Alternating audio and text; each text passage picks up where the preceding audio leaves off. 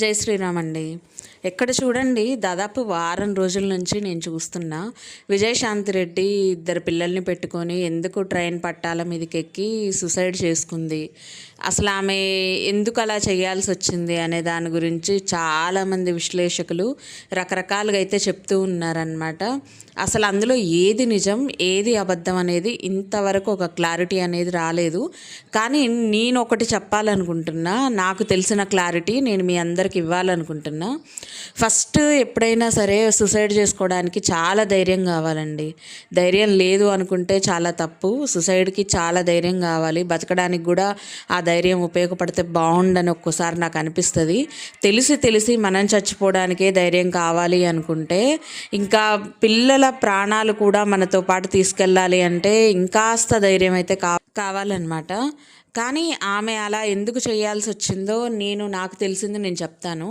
చిన్నప్పటి నుంచి ఒక రకమైన మెంటాలిటీ ఎలా ఉంటుందంటే, పుట్టిన దగ్గర నుంచి కూడా కొంతమంది షేర్ చేసుకోలేరు వాళ్ళ అభిప్రాయాన్ని కానీ, వాళ్ళ మనసును కానీ, వాళ్ళ ఆలోచనలను కానీ ఎవరితో షేర్ చేసుకోరు. మీరు గమనించండి, మీ సిమిలర్లో అంటే మీ దగ్గరలో ఉండే వాళ్ళల్లో కూడా ఈ సిమిలర్ క్వాలిటీస్ అనేవి జనరల్గా ఎవరో ఒకళ్ళనైతే చూసుంటారు.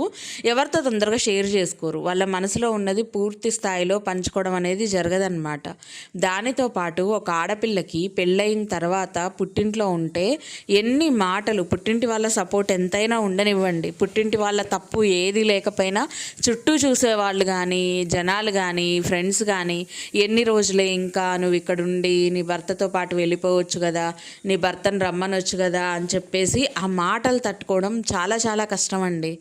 దాంతోపాటు అవి మానసికంగా ఓ పక్కన వేధిస్తూ ఉంటే వీళ్ళు ఏం చేస్తారంటే పక్క వాళ్ళతో కూడా ఆ విషయాన్ని చర్చించరు, అలా ఆలోచిస్తూనే ఉండిపోతారనమాట.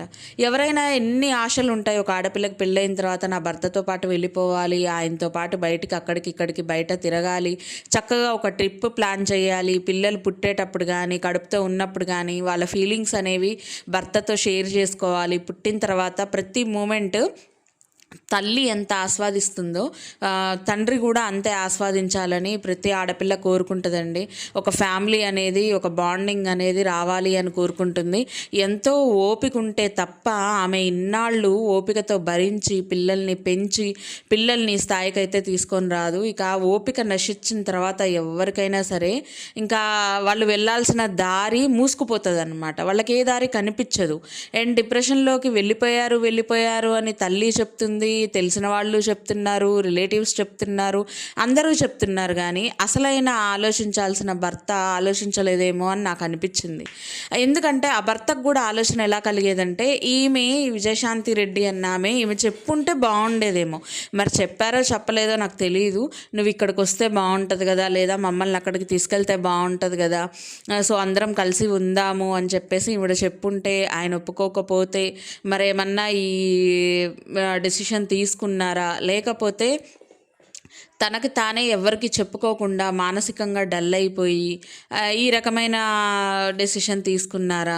ఇంకో ఆలోచన ఏమొస్తుందంటే, పిల్లల్ని పట్టాల మీదకి తీసుకెళ్ళినప్పుడు పిల్లలు చాలా భయపడిపోతారు కదా, చచ్చిపోకూడదు అని చెప్పేసి చాలా భయపడిపోతారు, ఏడుస్తారు, ఒక రకమైన భయం అనేది ఉంటుంది. మరి పిల్లలు ఎలా భయాన్ని తట్టుకొని వాళ్ళ అమ్మతో పాటు అలా పట్టాల మీద నిలబడ్డారు?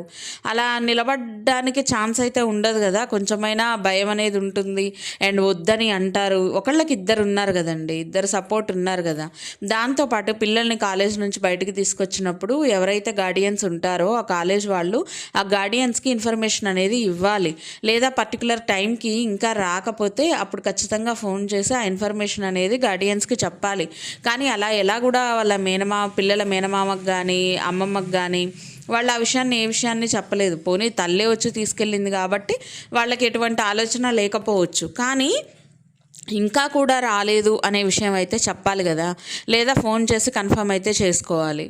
సో ఒకవేళ వాళ్ళు చేసినా కానీ ఈ తల్లి మేనమావకు చెప్పడం అయితే మర్చిపోయిందంట. నిజంగా చెప్పున్నా ఏమో ఎలా ఉండేదో సిచ్యువేషన్ కొంచెం అన్నా మారేదేమో.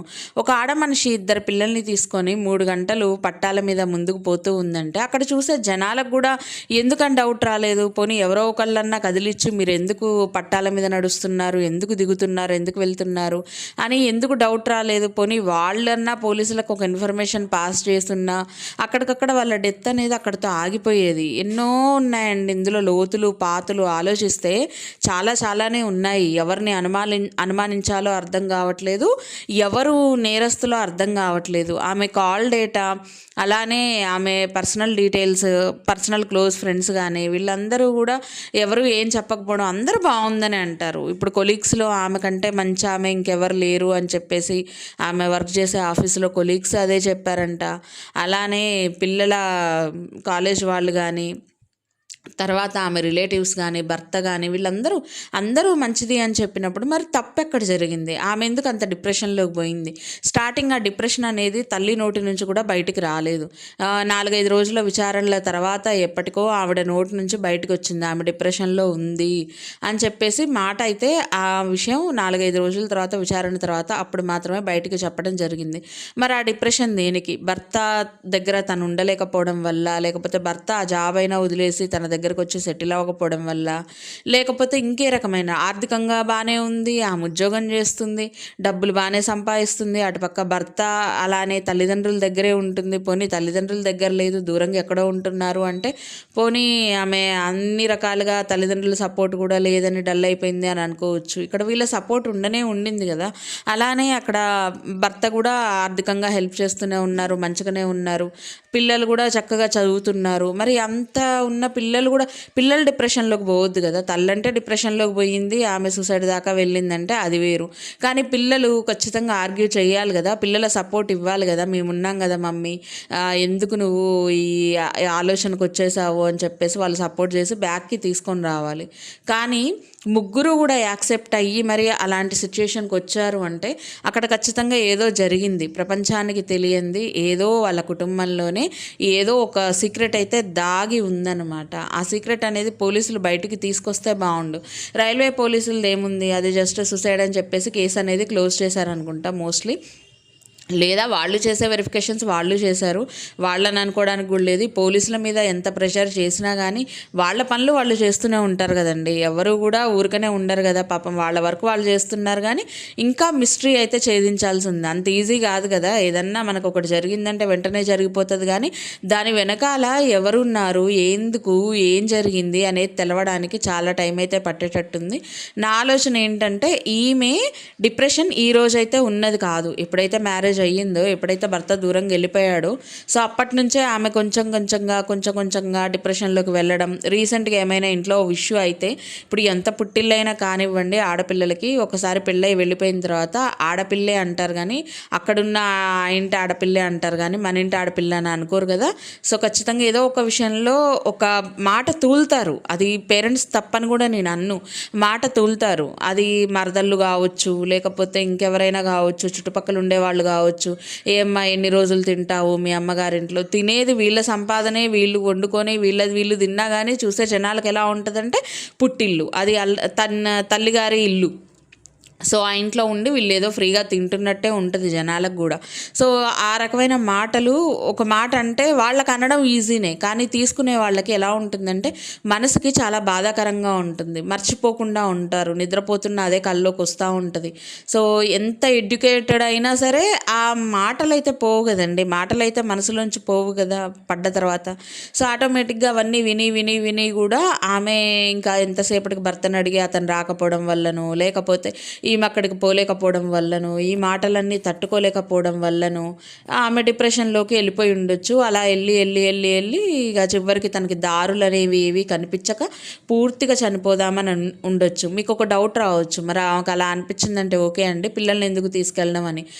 ఆమె ఫస్ట్ నుంచి నేను చెప్పాను కదండి, చాలా సున్నితమైన మనస్తత్వం ఉన్నవాళ్ళు ఎలా ఉంటుందంటే, నేనున్నప్పుడే నా పిల్లలకి ఇలా ఆ మాట ఈ మాట పడాల్సి వస్తుంది, నేను లేకపోతే రేపు నా పిల్లల్ని ఎవరు చూస్తారు, నా భర్త ఎక్కడో వేరే దగ్గర ఉన్నారు, ఆయన రాలేరు, ఆయన దగ్గరికి పిల్లలు వెళ్ళలేరు, మళ్ళీ నేను మా అమ్మగారింట్లో ఉండి పడ్డ మాటలన్నీ రేపు నా పిల్లలు కూడా పడాలి కదా. సో వీళ్ళు ఆల్రెడీ పడుంటారు కదా ఆ మాటలన్నీ, రేపు వాళ్ళ పిల్లలు కూడా పడాలి కదా. అప్పుడు ఆ పిల్లలు తట్టుకోగలుగుతారా? తట్టుకోలేరు. తల్లి ఉన్నప్పుడే పిల్లలు సేఫ్, తల్లి లేదు అంటే పిల్లలు సేఫ్గా ఉండరు. సో నన్నన్న ఈ మాటలన్నీ నా పిల్లలకి వినిపిస్తే వాళ్ళు తట్టుకోగలుగుతారా, వాళ్ళకి ఆ రోజు సపోర్ట్ ఎవరు, ఈరోజు నాకెవరు లేనట్టు వాళ్ళకు కూడా రేపు నేను లేకపోతే సపోర్ట్ ఎవరు అనే ఆలోచనలు ఆవిడలో ఉండొచ్చు. నాకు తెలిసి ఈ ఆలోచనలన్నీ ఆవిడ మైండ్ని కుదిపేసి ఉండి వాళ్ళని నార్మల్గా మాట్లాడుకుంటూ బయటికి తీసుకెళ్ళి తన డెసిషన్ చెప్పి వాళ్ళని ఒప్పించి ఫైనల్గా ఈ రకమైన స్టేజ్లో ఉండొచ్చు అని నాకైతే అనిపిస్తుందండి. సో నేనేమి వాళ్ళకి సంబంధించి తెలుసుకొని చెప్పిన దాన్ని కాదు, నాకు అనిపించింది. నేను ఈ స్టోరీ విన్న తర్వాత చాలామంది చెప్పారు కదా యూట్యూబ్లో, వాళ్ళందరూ చెప్పినవి విన్నాను. అండ్ మనకి న్యూస్ ఛానల్స్లో కూడా వస్తూ ఉంటుంది కదా, స్క్రోలింగ్ వేస్తుంటారు, జరిగింది చెప్తుంటారు, అప్డేట్స్ ఇస్తూ ఉంటారు. సో అవన్నీ చూసిన తర్వాత నాకు ఒక యాజ్ ఏ హౌస్ వైఫ్గా, ఒక అమ్మాయిగా నాకు అనిపించింది ఈ రీజన్స్ అయి ఉంటాయి ఆమె డల్ అవ్వడానికి, పిల్లల్ని కూడా తనతో తీసుకెళ్ళడానికి ఇవే రీజన్స్ అయి ఉంటాయి. ఎందుకంటే బతుకున్నప్పుడు తన పిల్లలు మాట పడకుండా చూసుకుంది, కానీ చనిపోయిన తర్వాత మళ్ళీ ఆ పిల్లల్ని ఎక్కడ సూటిపోటి మాటలు అంటారో అన్న భయానికి ఆమె ఈ రకమైన డెసిషన్ తీసుకుందని నా అభిప్రాయం. అదే మీతో షేర్ చేసుకున్నాను. సో వీడియో నచ్చితే లైక్ చేయండి, షేర్ చేయండి, అలాగే సబ్స్క్రైబ్ చేసుకోండి. మళ్ళీ రేపటి